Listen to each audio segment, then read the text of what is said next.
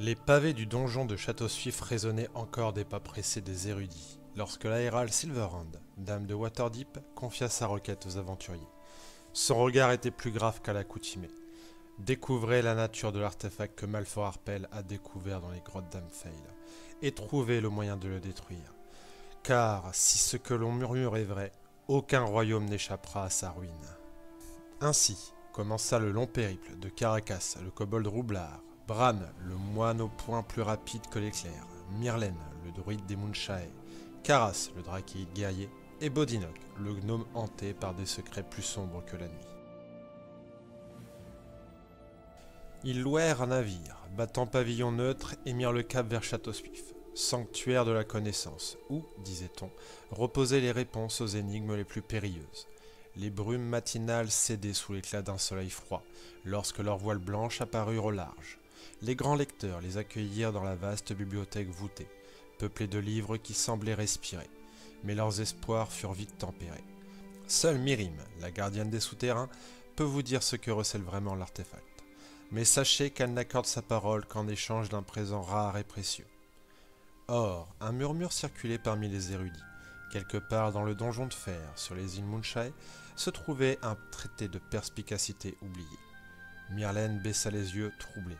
Il savait qu'il ne pourrait dissimuler son passé. Le soir venu, alors qu'il dérivait sous un ciel tissé d'étoiles, il révéla son héritage. « Je suis Myrlène Kendrick, hérité de la lignée des hauts rois. Mon père est mort, et nul autre ne peut reprendre la couronne. Mais il y a plus.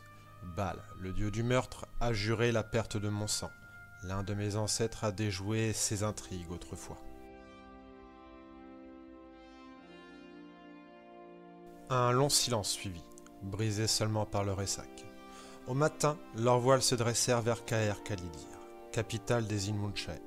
Là, ils découvrirent que la régence avait été confiée à la plus chère amie de Myrlène, secondée par Molfar, le vieux druide qui l'avait formée.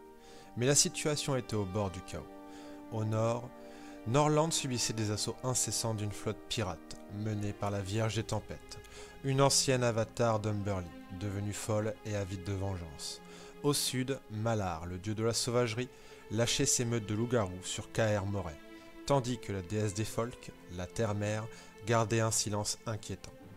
Molfar proposa un dernier espoir, retrouver les 3 artefacts légués par l'ancêtre de Myrlène et les ramener à la Terre-Mère. Ainsi, peut-être la gardienne des îles se réveillerait pour défendre son peuple.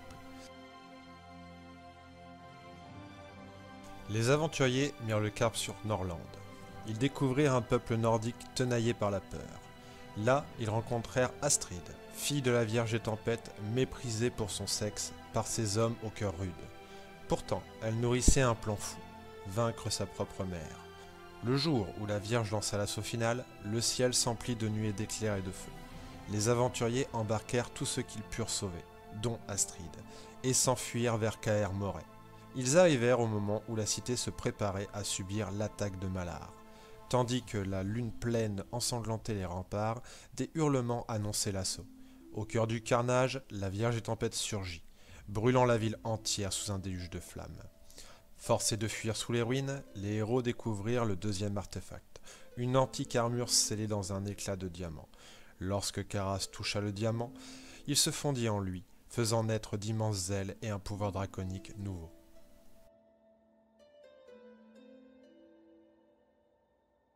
Enfin, ils mirent le cap sur Chute-Neige, île glaciale tenue d'une main de fer par Erlisa la Cruelle. Myrlène, résolue à accepter son destin, négocia une alliance contre la Vierge des Tempêtes. Erlisa accepta, lui remettant le poignard du premier Kendrick. Mais nul ne devinait encore qu'elle tissait sa trahison. Aux confins de la vallée de Myrloc, les elfes leur ouvrirent un passage vers la féerie.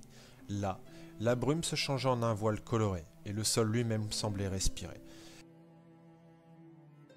C'est dans ce lieu hors du temps qu'un chat énorme, au pelage orange et vert, les observa depuis une branche tordue, un rictus mystérieux fendant son museau. « Vous cherchez des réponses.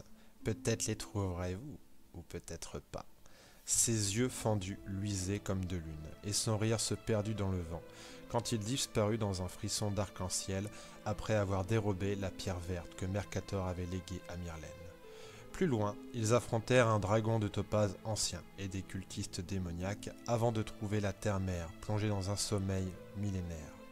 Quand Myrlène éveilla la déesse, elle l'investit du pouvoir de son ancêtre. En un éclair, ils furent téléportés à bord de leur navire.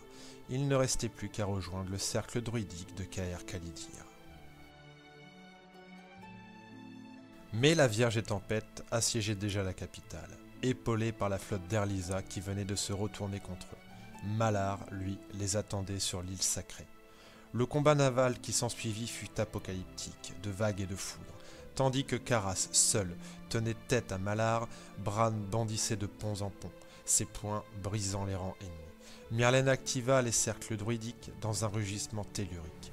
Une dragonne tortue gigantesque s'éveilla, réduisant les armadas ennemies en un souffle incandescent. Alors, Astrid et les aventuriers livrèrent leur ultime bataille contre la Vierge et Tempête. Dans un cri d'agonie, elle périt, léguant ses pouvoirs à sa fille. Myrlène, enfin, accepta la couronne et épousa Astrid. Le jour qui devait être une fête fut scellé par l'horreur. L'avatar de Baal apparut, brandissant le sceptre de Bane, qu'il avait ravi à Ander. En un geste, il projeta un rayon de mort. Bodinox s'interposa, foudroyé sur le coup. Myrlène, fou de rage, se jeta contre le dieu du meurtre et périt à son tour. Leurs âmes dérivèrent vers un enfer sans nom, peuplé de créatures innombrables. Là, un sourire blême les accueillit. « Votre heure n'est pas venue, souffla Malfort Harpel, et c'est de ma main que vous succomberez tous. » Il claqua des doigts, et leurs esprits furent renvoyés dans leur corps meurtris.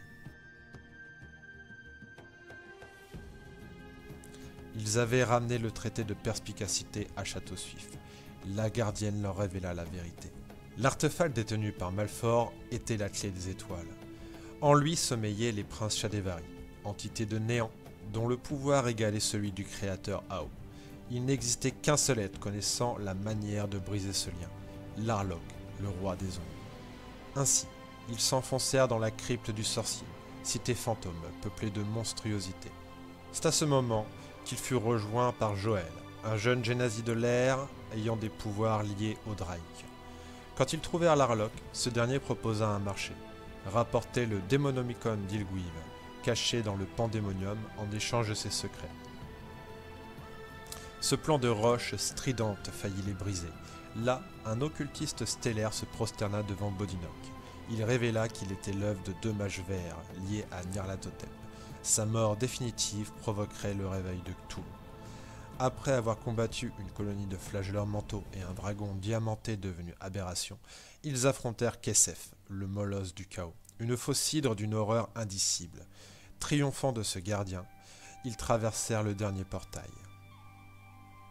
Aux portes du royaume lointain, ils comprirent l'ultime vérité. Bodinoc était la fusion des 2 mages qui avaient tenté de devenir immortels. Il refusa leur destin et monta avec ses amis sur le toit du bastion. Quand il effleura le Démonomicon, l'écho du Démogorgon se dressa. Dans un combat titanesque, Bodinoc finit par briser le joug de Nyarlathotep, au prix de sa propre vie. Mais dans un dernier élan, les expériences ratées de ses créateurs se sacrifièrent pour le ramener. De retour à la crypte, Karas transperça d'un éclair instinctif le chat-dragon qui s'apprêtait à s'enfuir. Une même vision jaillit dans l'esprit des aventuriers. Mercator, le dracossir oublié, s'estrayant du torse du dieu Home.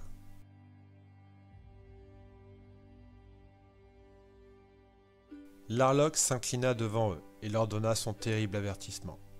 La clé des étoiles ne peut être détruite, mais le lien de Malfort peut être brisé. Si vous l'affaiblissez dans le monde matériel et dans son enfer personnel, ceux qui l'affronteront là-bas périront à jamais lorsque viendra sa fin. C'est le sacrifice que réclame la survie du monde. Et tandis que le silence retombait, chacun sut qu'il leur faudrait bientôt choisir. Vivre ou se sacrifier pour la délivrance de tous.